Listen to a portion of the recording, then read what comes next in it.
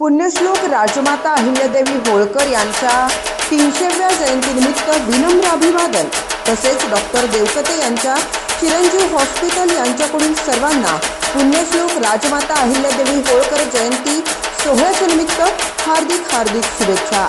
शुभेच्छुक doctor Shrikant Devkate, MD paediatric Mumbai, doctor Ojas Devkate, MD paediatric, doctor Prerna Devkate, बालरोग व नवजात अर्भक तज्ञ, तसेच समस्त देवकते परिवार व सर्व कर्मचारी वृंद, चिरंजीव हॉस्पिटल, भक्तिमार्ग, पंढरपूर। ताजा घडामोडी पाहण्यासाठी आमच्या YouTube चॅनलवरील PVR म्हणजेच पंढरी वार्ता या न्यूजला सबस्क्राइब करा आणि शेजारील बेल आयकॉनवर क्लिक करा। पंढरपूरच्या मंदिर परिसरात प्रस्तावित चौफाळा ते महाद्वार चौक या प्रस्तावित कॉरिडॉरमध्ये संभाव्य बाधित मालमत्ता धारकांसोबत नुकतेच जिल्हाधिकारी कुमार आशीर्वाद यांनी 3 दिवस बैठका घेत त्यांच्या भावना जाणून घेतल्या होत्या। काशी विश्वनाथ आणि उज्जैन येथे कॉरिडॉर झाल्यानंतर या ठिकाणी वाढलेली भाविकांची संख्या आणि वाढलेले अर्थकारण याबाबत जिल्हाधिकारी कुमार आशीर्वाद यांनी पत्रकारांशी संवाद साधताना परिपूर्ण माहिती देत कॉरिडॉर कसा आवश्यक आहे हेच पटवून दिलं होतं। पुढे 8 मे पासून कॉरिडॉरमुळे बाधित होणाऱ्या मालमत्ता धारकांचा सर्वे देखील नगरपालिका आणि केबीपी कॉलेजच्या विद्यार्थ्यांकरवी करण्यात आला।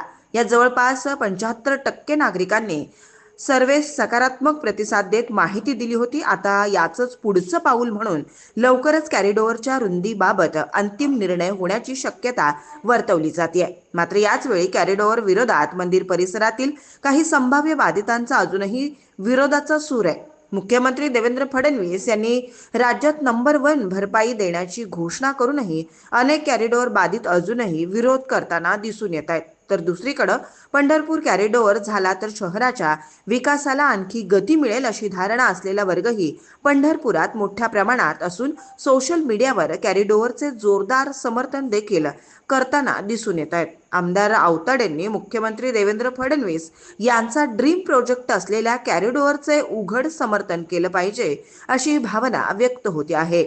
अशातच काल पंढरपुरात आल्यानंतर आमदार गोपीचंद पडळकर यांनी काशी आणि उज्जैन येथील कॉरिडॉरमुळे तिथल्या विकासाला गती मिळाल्याचं सांगत कॉरिडॉरचं समर्थन केल्यानं पंढरपुरातील कॉरिडॉर समर्थकांमधून समाधान व्यक्त केलं जात आहे। श्री विठ्ठल रुक्मिणी मंदिर हे देशभरातील सर्वसामान्यांचे श्रद्धास्थान आहे। पंढरपुरात येणाऱ्या हिंदू धर्माच्या लाखो लोकांसाठी चांगल्या सोयीसुविधा देण्यासाठी कॉरिडॉर होत असेल तर त्याला स्थानिक लोकांनी सहकार्य करावं असं आवाहन देखील आमदार गोपीचंद पडळकर यांनी केलं आहे।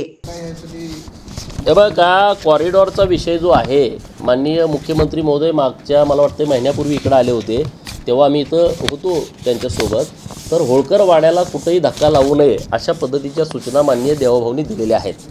आता दुसरे जे विषय आहेत, तर आता हे पांडुरंगाचं मंदिर आहे, हे देशातल्या 18 पगड जातीचं 12 बलुतेदारांचं, शेतकऱ्यांचं, कष्टकऱ्यांचं, उपेक्षितांचं, वंचित लोकांचं हे आराध्य दैवत आहे आणि देशभरातून लाखो लोक इथं येतात। जर त्यांच्यासाठी सुविधा होणार असतील, आता काशी विश्वेश्वराच्या मंदिराच्या परिसरामध्ये पण अशाच पद्धतीचा कॉरिडॉर डेव्हलप केला, उज्जैनच्या महाकालच्या परिसरामधला पण कॉरिडॉर अशाच पद्धतीनं डेव्हलप केला गेलेला आहे।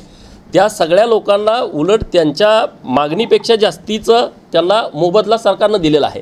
त्यामुळं पंढरपूर आणि पंढरपूर पांडुरंगाच्या मंदिराचा परिसर डेव्हलप होण्याच्या दृष्टिकोनातून सर्वच लोकांनी पुढे येण्याची आवश्यकता आहे। आता मी तर एवढ्या मोठ्या लेवलला नाही की मी कुणाला सजेशन देऊ शकतो। मी एक भाजपचा कार्यकर्ता आहे आणि माझी पण हीच भावना आहे की आता देवाभाऊंनी एखादा जर कार्यक्रम हातात घेतला असेल तर लोकांनी त्याला साथ द्यायला पाहिजे।